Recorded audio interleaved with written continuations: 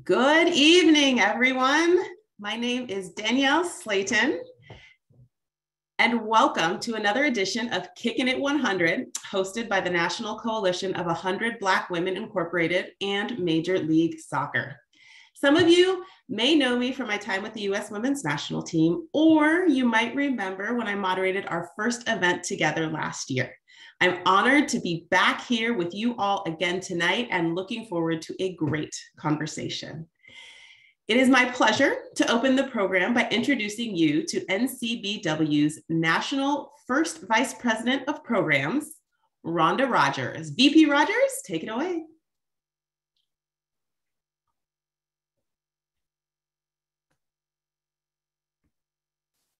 Thank you, Danielle, and welcome to Kickin' It 100. We are excited to have you here again with our friends from the Major Soccer League and continue to share our insights and opportunities throughout the league. Now it is my pleasure to introduce our National President, Elizabeth A. Jones. Elizabeth Jones is a respected community leader who possesses 45 years of combined executive, nonprofit, and leadership business experience. She is the principal owner and CEO of Brown, Jones, and Dansby Financial Services, Inc., a full-service accounting firm in Beechwood, Ohio. Elizabeth was elected national president at our 20th biennial conference in October 9th of 2021 in Orlando, Florida. Ms. Jones has been serving for 12 years with NCBW. Her tenure started at the Greater Cleveland chapter, where she was the president. She has demonstrated leadership on the local and national levels. President Jones continues to advocate for underserved and disenfranchised populations through working with nonprofits and community settlement houses, supporting education, daycares, seniors, pay equity, women in transition, and voting rights. Elizabeth Jones' motto is, life is not about waiting for the storm to pass. It is about learning to dance in the rain. Please join me in welcoming our National President, Elizabeth A. Jones.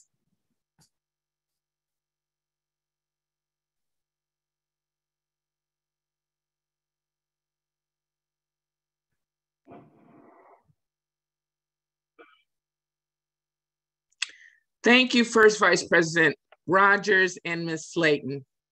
It is my honor to bring greetings on behalf of the National Directorate and all of the activist women in our 62 chapters and 26 states that comprise the National Coalition of 100 Black Women Incorporated.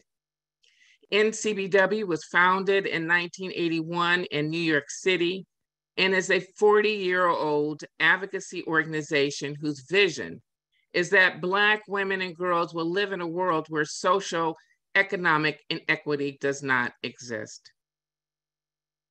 I strongly believe everyone has their own purpose and their own path. Celebrate your own identity. A popular saying goes this way: people laugh at me because I am different. I laugh at them because all of them are the same. Being true to who you are is what makes you stand out. Being where I am and who I am today, I know that my path is a result of not only hard work, but the help and guidance of those around me as well. There are so many different directions you can take to create your path. And although you may not know the final destination, know that there is no wrong turn. Your path is your own. Every step you take and every lesson you learn helps to develop the person you are meant to be, even if you do not know that in that moment. The more conscious you are of your particular talents, strengths, and passions, the more confidence and courage you bring to bear on the choices that you make in life. When I first joined NCBW 12 years ago, I did not know I would become national president of this great organization. but I knew NCBW, and the women of the coalition would help me along my own personal and professional path. In order to create your own path, it is important to ask for guidance along the way, and even look to the experience of others, such as women like Danita Johnson, whom we will hear from today for inspiration. It is important to have conversations like the one we are having this evening, and to be able to reflect and think about the next steps along our own personal and professional path. In closing, being the first day of Black History Month, prior to turning the program back over to Danielle, I would like to share with you all a few words from a young lady who, just 1 year ago, stood tall and spoke boldly. This young lady's name is Amanda Gorman, whose grandmother also happens to be an active member of NCBW. Let us take a look.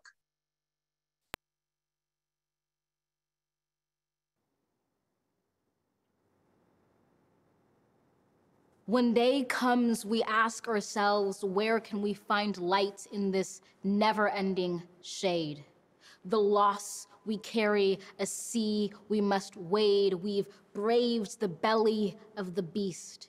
We've learned that quiet isn't always peace, and the norms and notions of what just isn't always just is. And yet the dawn is ours before we knew it. Somehow we do it. Somehow we've weathered and witnessed a nation that isn't broken, but simply unfinished. We, the successors of a country and a time where a skinny Black girl descended from slaves and raised by a single mother can dream of becoming president, only to find herself reciting for one. And yes, we are far from polished, far from pristine, but this doesn't mean we are striving to form a union that is perfect.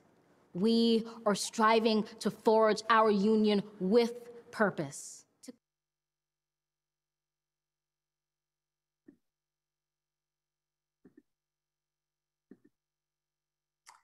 Well, Amanda Gorman, certainly a bright light and someone we can all pull inspiration from, and a great way to get us warmed up for tonight's program. As we move forward again, thank you to President Jones and Vice President Rogers.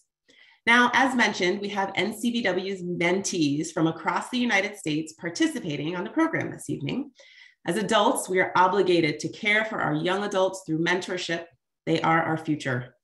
Part of this mentorship, which touches on community engagement, is allowing youth to be spotlighted and hear their thoughts and allow them to ask questions in preparation for their future. So a big and warm welcome to NCBW's mentees. As you all were joining us tonight, we had some facts displayed on the screen about Major League Soccer, a men's professional league, which consists of 28 teams, with DC United being one of them. You can see all of them on your screen right now, league footprint across the United States. And now, before we introduce our special guest speaker, let's get to know DC just a little bit better. In 10 years from now, I don't know where I will be, but wherever I go, I know that I will have soccer with me, the sport that shatters barriers and embraces diversity, the sport that is very much like my city, DC. We live in times where backgrounds, beliefs, politics can be divisive, where news can confuse and make communities feel indecisive. But DC, like soccer, is a space where we're all united to get excited, where collaboration is demanded and invited. A city that's passive and moves to make space for the ball. A city that will stand tall to protest the bad call. A city of three-a-days, hustle, early mornings and late practices. A city of movers and shakers, debaters, floppers and actresses. A city of teamwork makes a dream work, from traffic to footwork. A city of network and network, from Anacostia to Petworth. A city of cultures merged together with one goal to win. A city where a loss feels like a cheap shot to the sin. A city that is the nation's capital, but is international. The city of the level-headed, radical, irrational, from corner kicks to slide tackles where movements are magical.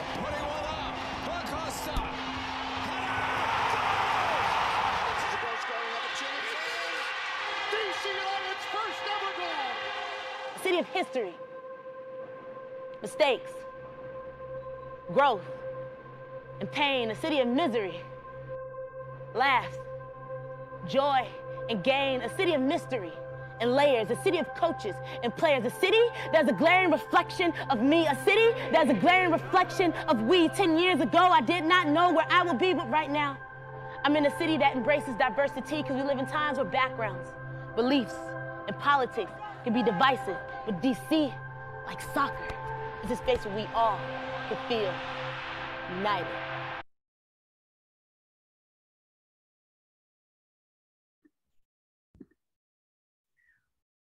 Woo! I just got goosebumps. I don't know about y'all, but that got me excited for the upcoming season and for our special guest this evening, an amazing and successful leader. Let's meet Danita Johnson. Danita Johnson is making history as the first Black president of an MLS club. She's bringing a new wave of excitement to DC United while graciously breaking barriers. ABC7 was the first to welcome her to DC in her new role. I spent some time at Audi Field talking to Danita about her journey to success. I think it took a lot of hard work and dedication. I didn't get here alone. When I asked if she feels the magnitude of being the first Black person and only the third woman to hold the position in the league's history, she shared, Feels phenomenal. I think representation matters. It's important to see us. It's important to have these opportunities. I think it's game changing. Danita has always been a champion for women and girls. During her time as COO of the LA Sparks, she started the We Are Women and We Are Girls program that emphasizes the importance of mentoring. I think the reason I am where I am is because of the mentors and the circles around me that really help uplift me. She wants young girls to know that there is life after the ball, and that you can transition from an athlete to the business side of sports. For those young girls out there, know that once you stop playing on the field or on the pitch or on the court, whatever it may be, that you have an opportunity to still let this be a part of your life. And use that time and build those connections with the different organizations that you're involved with, where you're playing at the college level or at a pro level, to get engaged.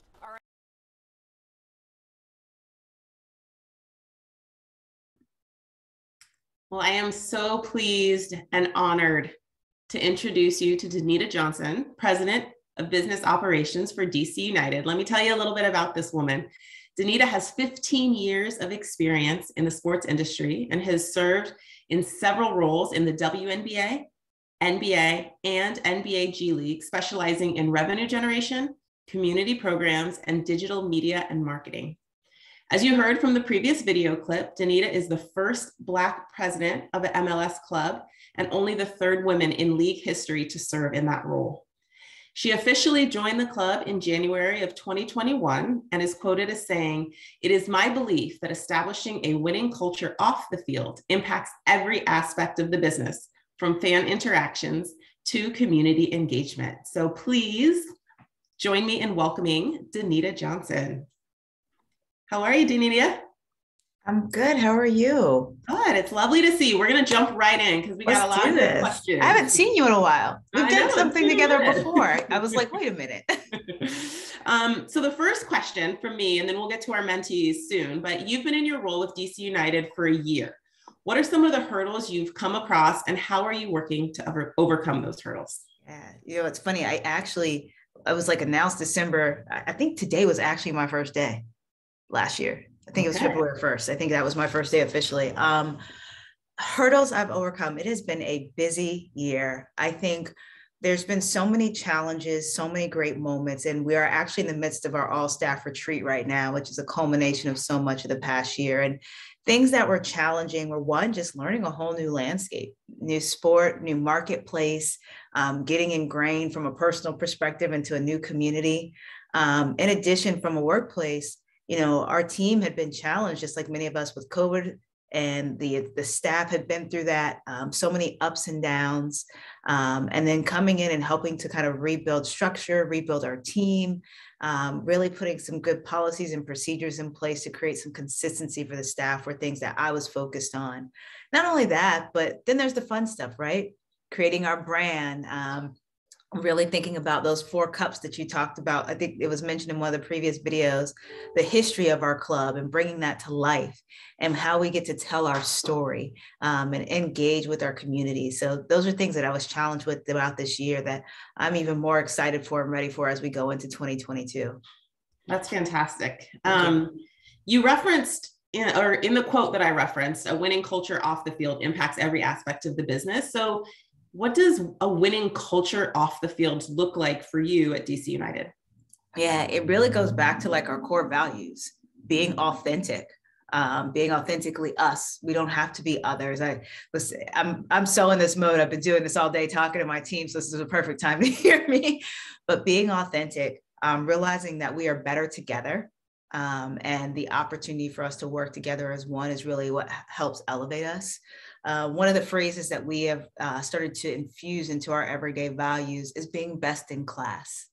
We want to be an organization that's well-rounded, that is empowering and inspiring, one that is diverse and is a place where people can come as a destination to work. And we have to create that. And that's what best in class is a representation of, being that full-on organization that is a destination for people and providing opportunities for all different walks of life to show up, be themselves, and contribute to the success of our organization. So in a very short time, only 1 year, how have you created that? Like, what are a couple of wins that you've had in your first year in this role? I think, the biggest win is learning and like really pausing and listening to people, right? So as much as I have experienced the things that I've done, that's wonderful, right? But if you're not listening to the audience and you're not listening to, and I talk about audiences and the staff, like listening to our people, listening to what's going on with them and being in alignment with them. But outside of that, the next thing is it starts at the top.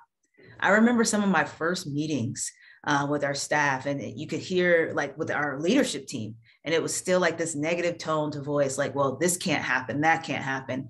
And me immediately putting a stop to that, like, we're not going to speak like that, right? How we talk to one another is a representation of how we work with and deal with our staff. So in this room, we need to come with a positive outlook. We have to be problem solvers, and we have to guide this organization like that. So grabbing that unity from the top is really important, because it then creates the cadence for how we talk to our staff and what that integrates and how they look at us. Some other things are small wins, right? Small wins lead to big wins. So taking the opportunity, and if it's like, you know what, let me get this program or platform that just helps make their job a little bit easier.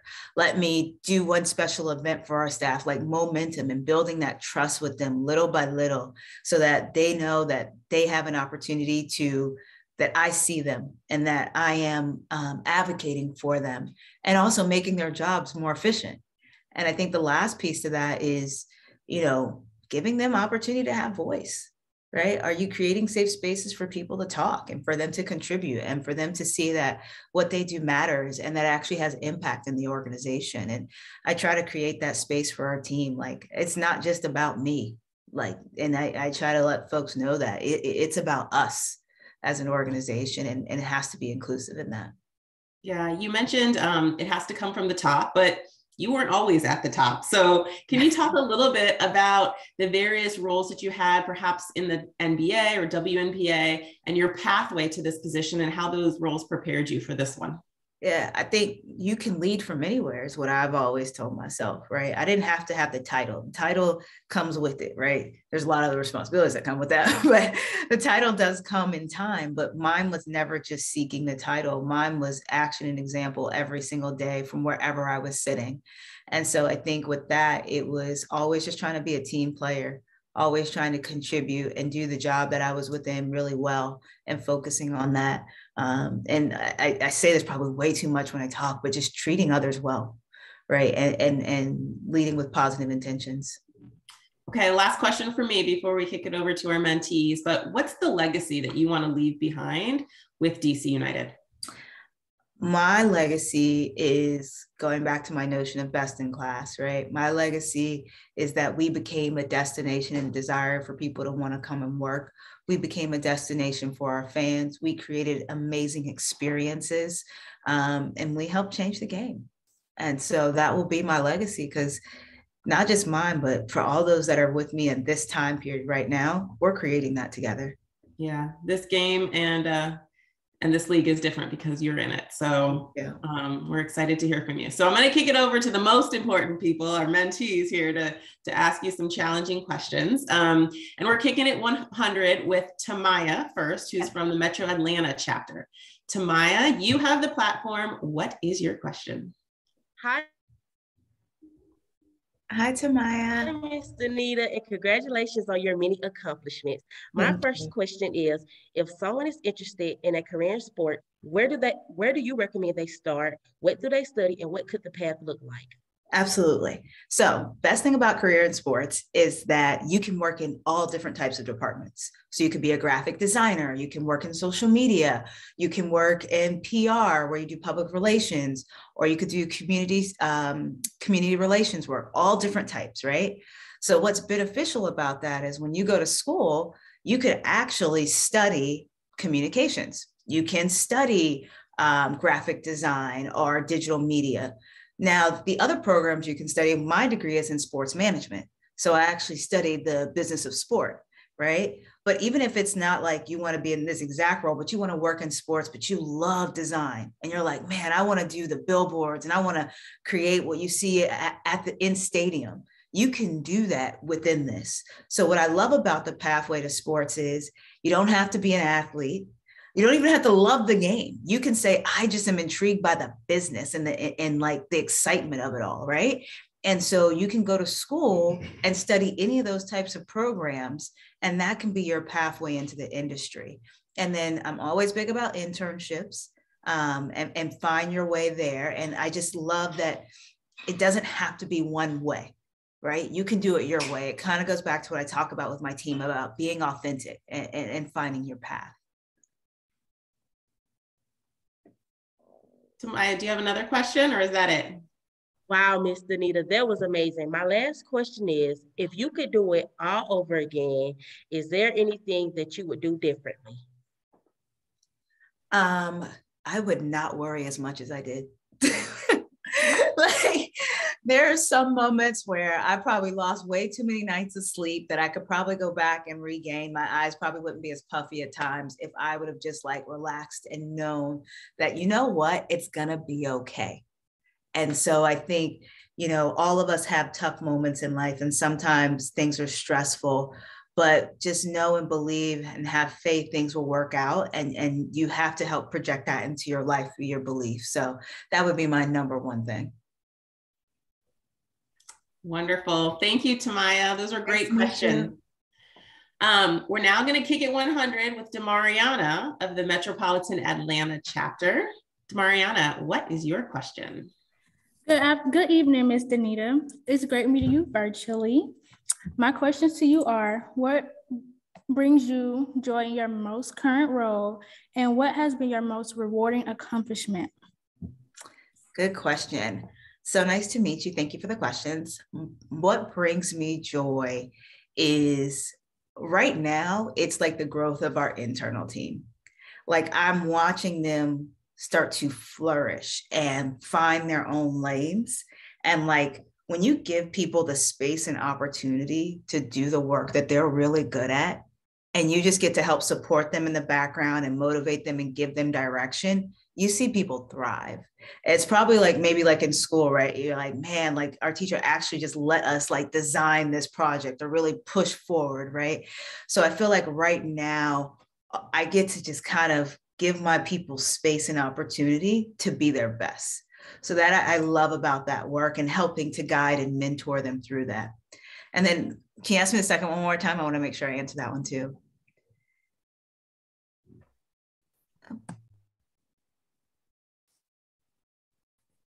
You're on mute. What has been your most rewarding accomplishment? Most rewarding accomplishment would probably be the outside of the championships, because I've been like on 3 championship teams. That was a lot of fun, but I didn't like play, so I guess that takes away from it. But it's a lot of fun.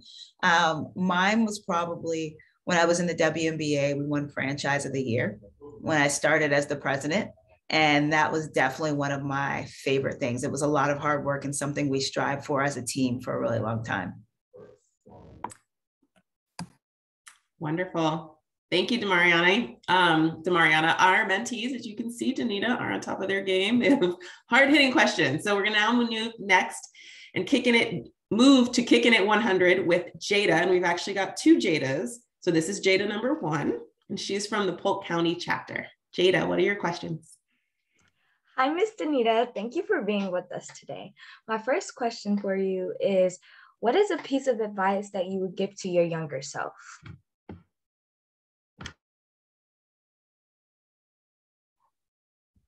You have to unmute. There, thank you for unmuting me. A piece of advice I would give to my younger self: take advantage of opportunities to learn new things. Right. So sometimes even when it's challenging or like you're tired, you don't necessarily, or you're frustrated, whatever it may be, like take that opportunity to learn new things, ask questions. I was really shy. And so in the beginning, it took me a while to get to the phase of like really kind of like being out there, right? I couldn't have done this years ago. And so I think that was probably what I'd say is like, don't be afraid to like stand up. Don't be afraid to put yourself out there, because I think it creates opportunity for you.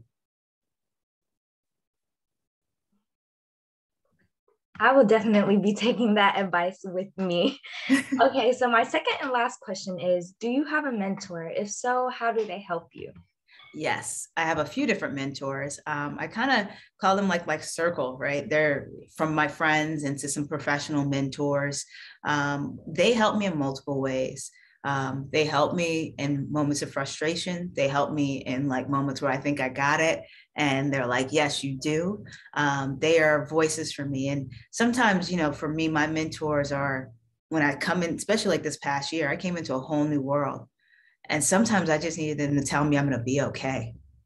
Right. And that I can get up in the morning and I can do this, and that, you know, the work that I'm doing it'll pay off. And so I look for my mentors sometimes just from a mental health standpoint to be supportive for me. And then some of it's from an educational standpoint of how to be better each day. So I'm going to follow up on that. So how did you find your mentors? Like if I'm a mentee and I want you to be my mentor, like how does that work in terms of reaching out and looking for someone who can fit that role for you? Yeah, it's a couple ways, right? So it's actually through programs like this. This has helped, like programs such as these have been great platforms for me to like connect with people that have become mentors to me through my jobs and through school. I think when I think about like going even back to high school, right? There's these moments whether it was my basketball coach or a teacher that I connected with well, or a counselor, they kind of showed up for me and kind of guided me till I found that next person. Right. And so I think it kind of naturally happens. I think there's also times where we seek them out. When you see somebody that you admire from afar or maybe has accomplished something. I mean, the world is so connected now. You can connect to them in a different way, whether it's through a DM or a message on LinkedIn. It creates opportunities to connect faster. I've also been known to show up at events. When I'm really like intrigued by somebody. There was somebody in the tech world that I was just like, she blew my mind. And I was just like, I need to learn more about them. So I went to like 3 or 4 of her speaking engagements and ended up finally talking to her at one of them. And we're still connected to this day. And it was just more of like, you know what, let me just show up and learn in those environments where I could, even though she wasn't necessarily my mentor. And now she's become a good friend of mine as well. That's great. That's good advice. We've received another question in advance from an NCBW member, and it's this: what is something that you thought was really important, but turned out to not matter all that much in the end? This is a good question. I say this in the best way possible, but money's not as important as people think it is. So, and you get to a point in your career where you can like kind of demand that next level. And I say this because people I talk to my friends about this all the time. And I think as women, it's so important for us to talk about money and finance when it comes to work and like how to ask for money and things. But I think for me, I got so much fulfillment out of what I was doing. I kind of got to this point where at first, when you first started working, it was like, oh, we want to make money. We want to do all this, I want to live this great life. And then it started to be like, I want to do great work and the money will come. And that's kind of how I started to live. And when I changed my focus and really focused on that, everything else kind of fell into place. The opportunities, like I wasn't so caught up on one thing. I was more focused on making a difference. And through that, everything else came together. But then, so along those lines, how do you balance like the purpose and doing good work, but also being like an advocate for yourself and saying it is okay to negotiate. It is okay for me to say what I'm worth. How do you find the balance between those two things? I think when you do the good work, you know your value. So then it's easier to say it. Right? Yeah. Because when you go out there and do the work, I can be like, yeah, you saw what I did? You didn't see that? I saw it. And it's not to be cocky, but there's moments where you're like, no, like I am me and I show up as me. And when you do that consistently in the best of ways, it kind of gives you that confidence to then ask for what you want. But I think sometimes we move in a fast-paced world. And so we also have to remember that to earn and to do those things, we got to put some time in to get there, and we have to do the work. And so there's moments where sometimes we might think we're further ahead than we are, and somebody else and a good mentor will tell you, hey, let's slow this down. Let's get to the right place. So I think there is parts where it's like you do that work and you can walk in that room and you can command that. And I think there's moments where you got to do a little bit more work to get there. Yeah, that's good advice.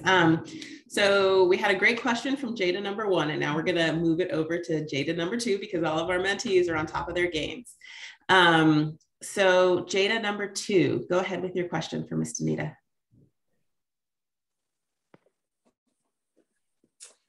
Hello, Miss Danita. Can I just say you are very much an inspiration to Black girls all around, and I am hopeful that all of us as a whole could meet you in person one day. I hope so too, Jada. Thank you. You're welcome. Now, my question is, I know that giving back to the community is very important. So how can it help me personally and professionally?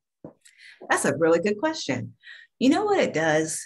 It gives you perspective, right? When I do stuff for community work, it may be something that maybe I didn't necessarily experience in my life. Right? Or maybe something that I did experience and I actually get to help somebody through that moment because of my personal experiences, right? And so when you have this opportunity to give back, and many of you may have to do like volunteer hours and things, and it's like, you got to get up on that Saturday morning at like 6:30, you got to make it there on time. And you know what I mean? And it just feels like, why? But in order for us as human beings to be better for one another, we have to show up for one another. And especially as you all come into this next generation, this world needs help, right? We need help. And it takes each and every one of us, whether it's just, I had this whole conversation with somebody about like, even when you just get in the car with the Uber driver and just talking to somebody again, right? And just showing up, and you never know how you might brighten that person's day. You never know what somebody's going through. You never know when you may run into them again. So when it comes to community work and why it's important, it's because we have to serve our communities in order for us to, as we want things back into this world, we have to put into this world. So from a professional development standpoint, how that kind of plays together is that as I'm putting good into this world and I want good back to me, I have to put that out. But professionally, it also helps you start to think of things more holistically.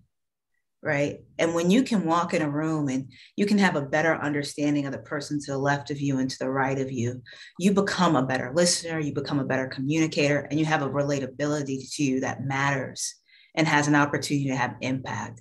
And so that's why like the community work and how it connects to professionalism, like starts to come together. Like me sitting here having this dialogue with you, it makes me think tomorrow about that next generation and what are we doing to serve that next generation and the questions you all are asking, right? This is as much for you as it is for me. And that's part of why I love it. It's not self-fulfilling in that, but like, this is important. And so, yeah, I truly believe in that. That's a great question, Jada. Thank you so much, Ms. Danita. Thank you. So our next mentee who's going to ask a question is Allura. Allura, you're up next. Go ahead. Hi, Miss Danita. You're very inspiring, and I love seeing someone that looks like me in your current position. I have 2 questions for you. First, I want to get involved in my community. Where do I start? First thing first, figure out what you love to do, right? Like what matters to you? What's something that you want to help or change? Do you want to help young kids? Do you want to go out and beautify your community? Do you want to talk about nutrition and health and help start a community garden, right? Think about where you really have a passion for. I'm very big about like the things I do. If I'm not passionate about it, I'm like, I can't do it. People ask me, you want to sit on this board? You want to do this? I'm like, I got to do things that motivate me where I can have a sense of impact. So I think that's one of the first things I would tell you is start to think about like, what do you really enjoy? If you love dance and music, how can you volunteer in that space? That's where I say to focus. My last question is, what is one thing that you're loving right now? For example, a book, movie, TikTok, dance show, music, food, activity, etc. That I'm loving right now? Is that what it said Yes. before? Let's see. I love cooking. And I don't know if you guys follow Chrissy Teigen on IG or anything, but anytime she probably cooks something, I'm trying to figure out how I can make it the next night. I have all of her cookbooks. It's a whole thing and my friends all benefit from it. So that is like my vice. Thank God I ride my Peloton every morning because it all balances out. Very good. Thank you, Jada. Mentee Bethany is up next. Bethany, what is your question? Hello, Ms. Danita. Thank you for teaching and showing us as Black girls that we can dream and our dreams can come true. My question is, the MLS season kicks off on February 26th. What are you most excited about this upcoming season with DC United? I'm excited to fully be back. It's been a rough couple of years in sports with fans and everything that's been happening. I'm very excited to be back. I'm excited for a lot of our staff. This is their first time working in sports because we have a lot of new staff. So this will be their first home opener that they've ever done. So I'm really excited to see them kind of experience this. And we have a lot of different like themes and we're changing up some of our in-game entertainment. And that's going to be really fresh and new for the city. So I'm excited for that to come to life. So I listed like 5 or 6 things because there's a lot happening, but I'm pretty pumped for them. Thank you, Bethany. Bethany is from Northern Virginia chapter, as is Leilani, who has the next question for us. So Leilani, you're up. Hi, Miss Danita. My name is Leilani, and I am with the Northern Virginia chapter as well. My question is, who is Danita Johnson? Give us 3 words you would use to describe yourself. You guys have wonderful questions. Thank you, Leilani. 3 words to describe myself. Bold, fearless, loving. Okay, you have to give more. They have to expand. You can't just expand 3 words. All right. So like, I was like, I need to make sure I said all 3 fast, or else I was trying to like bold because I like being me, right? And like there's this boldness that so much of us is not being ourselves and being like authentically us, right? Because we're always trying to fit into some box. And it took me a long time to feel good about being me. And I put a lot of work into that. So when I say bold, it kind of gives me like this sense of like, I'm Danita Johnson and I'm okay with that. And I've worked hard to be okay with who I am. And I work at it every single day and put back into me. Fearless, because I love a challenge. I love when it's like on the other side and they're like, you can't get to it. And I'm like, yes, I can. I love when I can sit through a negotiation and figure it out. Or you walk in a room and they're just like, wait, what? This is who this is? And they can't quite get me. I love that. Like I'm fearless in that. And that goes back to that boldness. They kind of go a little hand in hand. It's a learned behavior. And loving, because there's this, I'm a softie. Like I can be bold, fearless, but I am a softie. Like I can cry at things, not often. Sometimes my friends like, do you really have tear ducts? And I'm like, yes. I'm really loving to the people around me, and I want the best for them. And I will do absolutely anything for them. And yeah, that loving sense of me of like, I get really like that maternal instinct. I don't have children yet, but it's something that just kind of sits with me. Thank you, Leilani. Thank you, Bethany. Those were two great questions. We're getting closer to the end of our time together, but we still got a few more questions. I have a couple for you. Okay. First of all, what was an aha moment that made you realize you were happy with the career path that you were headed on? Oh, good question.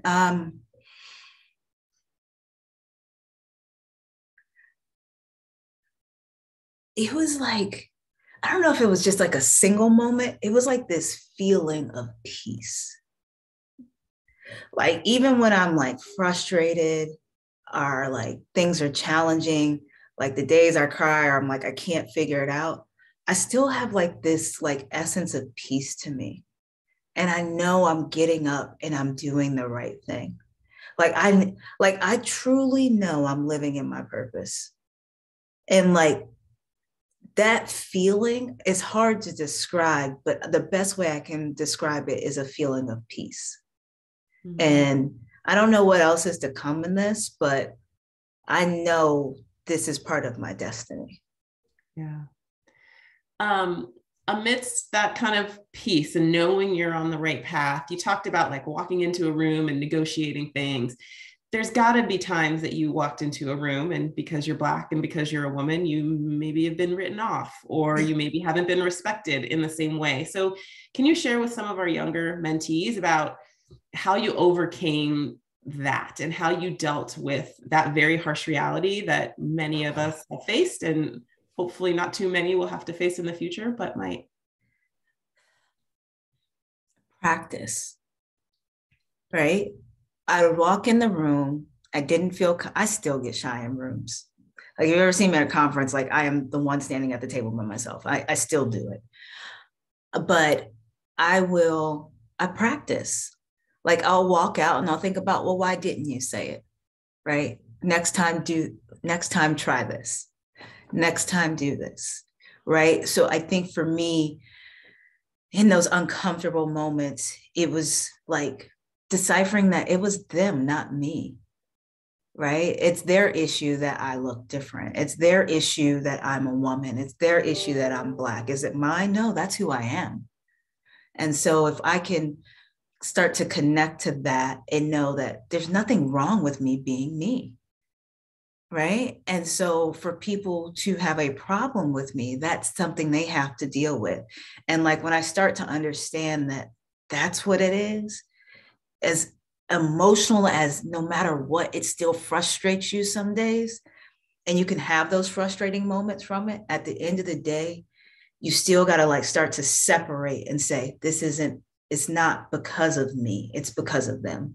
And so I think there has to be that, but you'll still go home some days and like cry it out and be mad and like vent to your friends.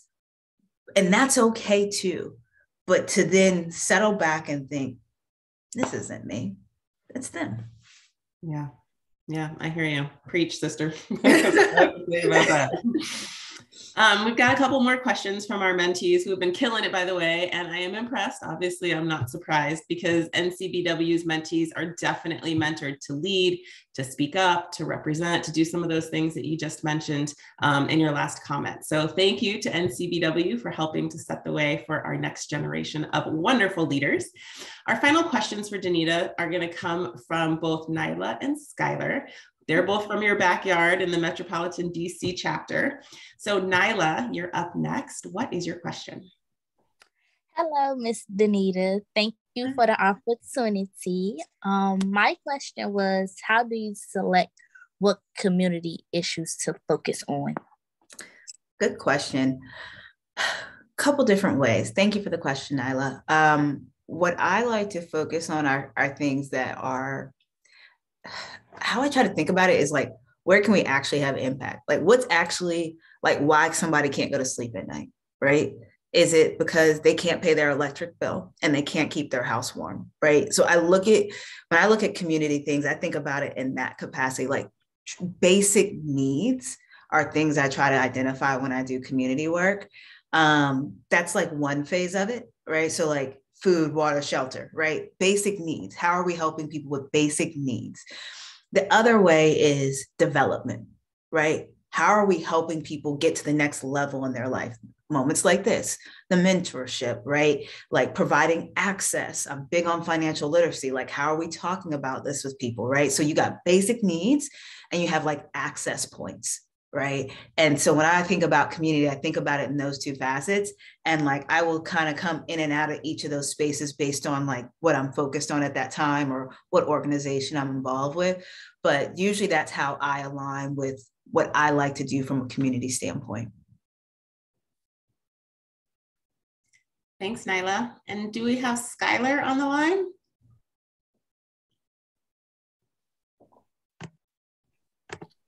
Skylar, bring us home. Can you hear me? Yes. We can. Hi, Ms. Danita. My question is, we know MSL is a men's soccer league. What are the ways women can get more involved in the sports business side? Absolutely. Great question, Skylar. I think it goes back to one of the very first questions, like one, from a business perspective, there's plenty of opportunities in the business side and like from the different jobs. But then I think about, I don't know if you all know this, but Lucy Rushton, who is our general manager, she's a woman. She's the second female GM in MLS history. We got a lot of history makers over in this club. And so we look to incorporate women in all sides, both from dealing with teams, both with dealing with the business side as well. I think those are all important things for us as an organization. And especially for me, I mean, I spent many years in the WNBA. I don't know if you guys are paying attention to what just happened with Becky Hammon, now the highest paid coach in WNBA history, who spent many years in the NBA. So like there are opportunities there. Across the board. I think this goes back to the importance of access, the importance of creating opportunities, why it's important for me to be here and other women, because we need to make sure that you're fairly being interviewed, fairly having the opportunities to get into those spaces. Thank you, Skylar. Danita, can you tell people what a general manager is, a GM, and what that role does? Yeah. So think about, so like I'm president of business operations. So I oversee all the business, like sales, marketing, all of that. The GM is kind of like the lead of everything on the field for us. So they help negotiate player contracts. They help trade players, bring new players here. They actually build out the team. The coaches, but the GM kind of puts all the players together and helps to like look at the landscape of how it can all come together to hopefully help us win a cup. Yeah, that's great. I feel like that might be a helpful context as people continue to learn more about our sport. And it means general manager, sorry. Yes, general manager. Yes. So with that, I just want to say thank you again, Danita, for taking time out of your schedule to talk with us, but most importantly with the NCBW mentees. I'm confident everyone in attendance was inspired by you and are encouraged by both your personal and professional journeys. So thank you. Thank you. Thank you all. Please, thank you so much. Yeah. Any final words of advice for our young people out there? You know, I probably said it earlier, but like live in your purpose, and trust me, if you don't know what it is, you'll find it. Just take it day by day. You don't have to know all the answers now. Lean on the people around you. Let them help being guiding lights for you. That's what organizations like this are for us to be there to support one another. And so take advantage of these opportunities. I'm glad that you all are involved with the group. Wonderful. Before we close, I want to remind you all to take a look at your screen right here, because wherever you are around the country, you can attend an MLS game if you're close to one of their cities. So please be sure you visit MLSsoccer.com and get yourself some tickets. Season starts at the end of this month. And as you've heard Danita talk about with regards to internships, make sure you log on to jobs.mlssoccer.com to check out jobs and internship opportunities as well. We got to have more women in Major League Soccer, and you all can be the one. So with that, I will now turn the program over to Rhonda Rogers, NCBW National First Vice President of Programs. Rhonda? Thank you so much, Danielle. Thank you, Danita, and thank you to our amazing mentors. We're so proud of you. We are excited about the future of this partnership. We know that DC United has already been in touch with our chapter in the Washington, DC area, and they have some great things planned for this upcoming season. We cannot wait to see what you do together. I want to thank everyone for joining us tonight and say good night and happy Black History Month. Let's go out and make history, ladies. Good night.